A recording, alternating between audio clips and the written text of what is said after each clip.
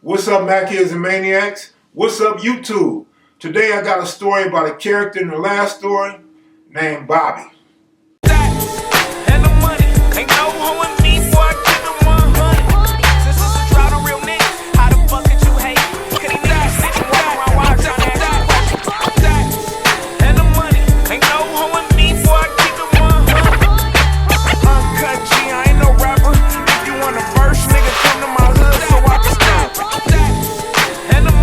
Was it.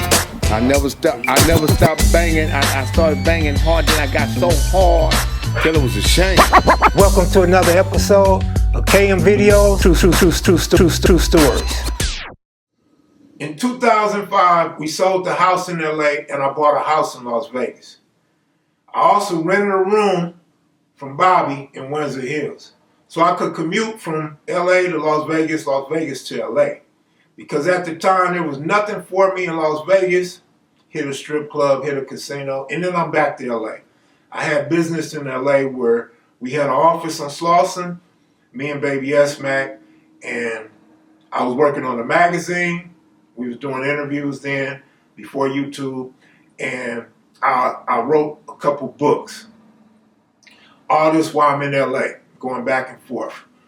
And so, this place where I rented the room was the home of Bobby Day, the rock and roll singer from the 50s and 60s.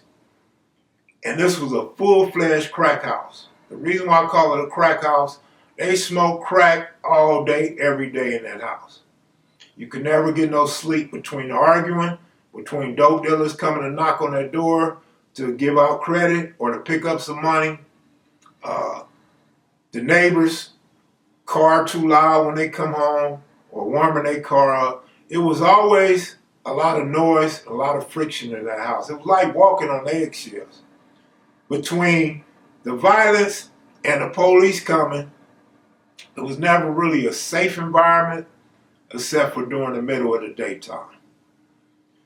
Now, I mentioned in the last video that Shawn and Bobby was in this violent relationship. They loved each other, but in a violent way.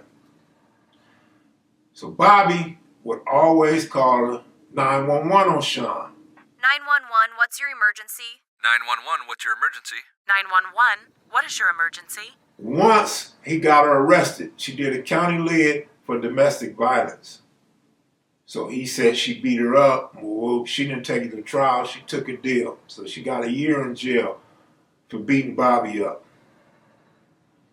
Now she comes back home, everything's gravy, they all good, she's a lot calmer. She got all the alcohol out of her system, and she's on probation, she's trying to be a good woman. Of course, as time goes by, she starts drinking again. She used to always buy these little bottles of Seagram gin and always throw them behind her chair. She had an old woman's like rocking chair, and it would be piles of empty bottles behind her chair, and that's why she used to act up. Rob used to have this dresser and this drawer just full of utensils to get high. He had wrenches, he had alcohol, he had Brillo pads. I mean, he had it all. He had all kind of stuff in there. And getting drunk and getting high with them two didn't always mix. In fact, it almost never mixed. The only time everything was gravy was when they was both sober and going to pick up a check or going to the doctor for a checkup. But anyway, so one day we in the house and we chilling. And of course they get into it. And Shawn's telling him, her old line, I got a cold left hook and it's good to go. And he's challenging her to bring it.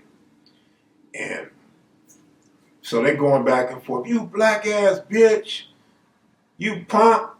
You fat old motherfucker. You short skinny motherfucker. They just going back and forth, man. And it's hilarious to me as long as they ain't throwing no punches. I'm just laughing because they got some good jokes. They going at each other hard. Like they've been holding these feelings in, just waiting to let them out. And I'm getting a bar of it, and it's just funny to me. Yeah. And I don't want to hear no motherfucking doors slam. I don't want to hear you! Fuck you too. Better slam it, then kick your Yeah, mother slam it, ass. dear. And you can't do that. Shawn fires on him. Bow!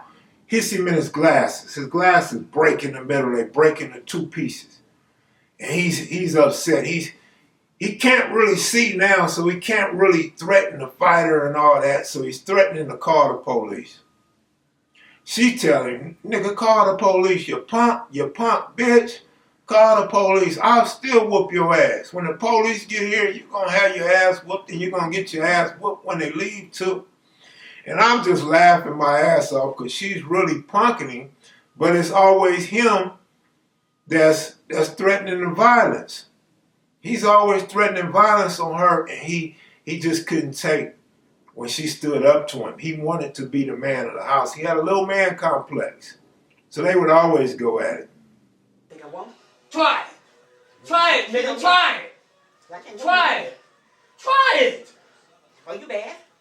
No, I just want you out of But my when you face. fuck up somebody's I money, just want you and, out of my face. You Yeah. don't stand up to him like that. But then Robert said, bitch, say something else. I'm calling 911. And she says, something else. So he gets on the phone and he dials.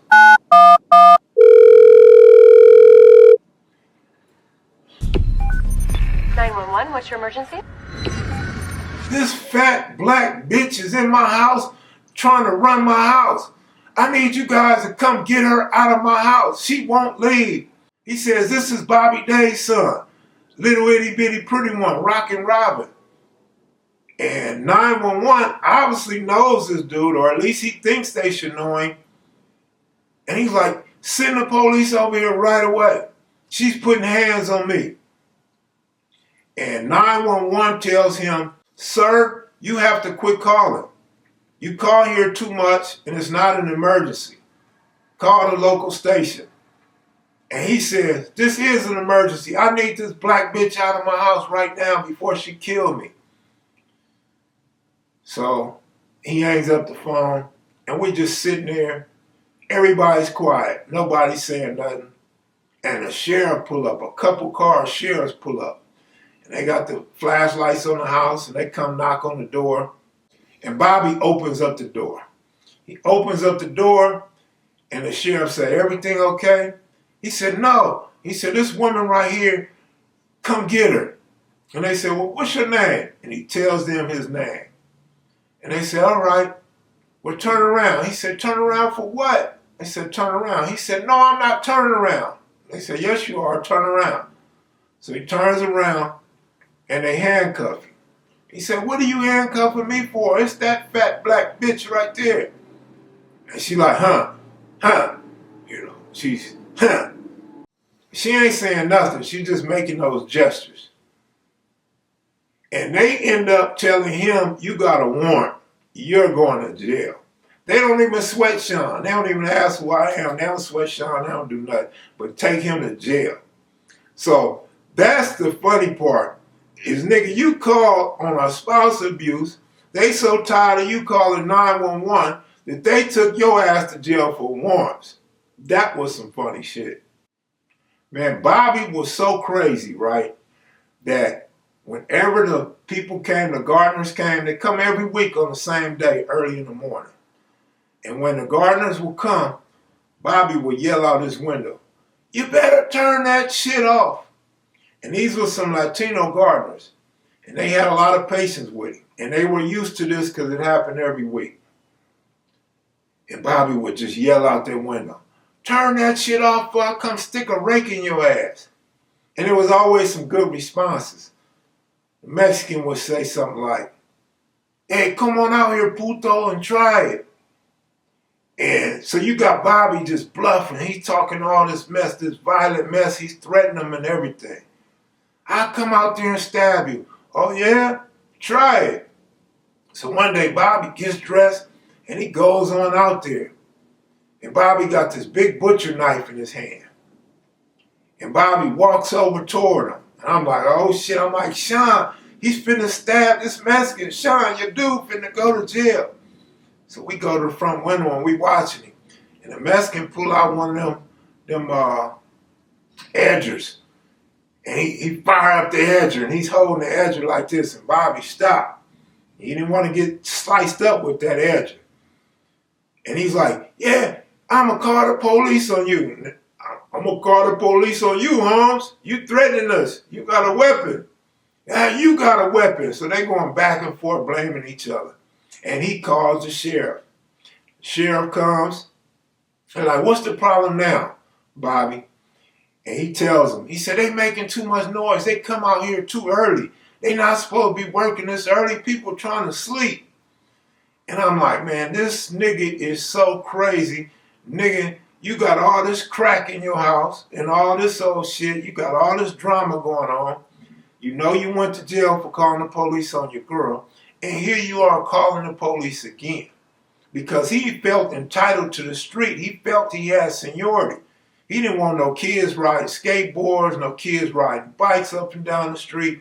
He didn't want nobody parking on his side of the street. Man, this dude was on one. If you wasn't coming to sell him crack, pick up no money, cook no crack in his house, dude had a problem with you. Dude would get mad and lie on me and tell me I don't pay rent. Nigga, I give you your rent. I give you your rent every time. Never been late. Your rent is always paid. And he would lie, man. He would lie. He would just make up all sorts of lies, man, because he was angry when he couldn't get crack. And he, but there's so much funny shit happening in this house, man. I ain't even gonna lie. Hey, but that's it for today's story, man. Just wanted to give you a little bit more on Bobby. I didn't want to go too serious in the whole daddy, mama, Hollywood Flames, James Brown, Ike Turner coming over to the studio in their house. I wanted y'all to see the funny parts about Bobby. I got a lot of laughs staying in that house, man. But hey, I'm out of here. Thanks for watching. Be sure to click the like button. You can leave a comment if you like. If you're new to the channel, please subscribe. I'm out of here. Salute.